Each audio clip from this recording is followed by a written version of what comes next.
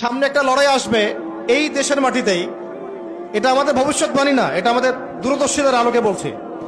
একটা তো লড়াই দেখছেন প্রকাশ্য কুফুরির সাথে তাওহীদের লড়াই।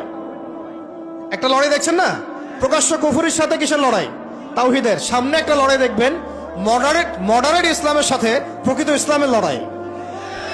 নতুন একটা ব্যাটল দেখবেন সমাজের মধ্যে চলবে, কথায় কলমে, টকশোতে, ময়দানে, ওয়াজ মাহফিলে, সব জায়গায় দেখবেন একটা নতুন ব্যাটল সামনে আসবে। মডারেট ইসলাম মানে সুশীল মার্কা ইসলাম, বুঝেন নাই?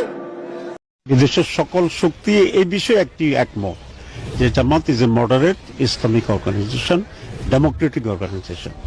তারা নানাভাবে নানা ব্যক্তি তাদেরকে বিভ্রান্ত করার চেষ্টা করেছিল, কিন্তু তারা যখন বাস্তবতায় আসছে, জামাতের অ্যাক্টিভিটিসকে যখন তারা ফলো করেছে, জামাতের ডেমোক্রেটিক পার্টিসিপেশনকে যখন তারা বিবেচনা করেছে, তখন তারা কনভিন্সড হয়েছে সকলেই যে জামাত একটি মডারেট ডেমোক্রেটিক ইসলামী দল, এবং সেই জন্য সকলের সাথে আমাদের সম্পর্ক হচ্ছে, সকলের সাথে আমাদের সম্পর্ক বৃদ্ধি হচ্ছে।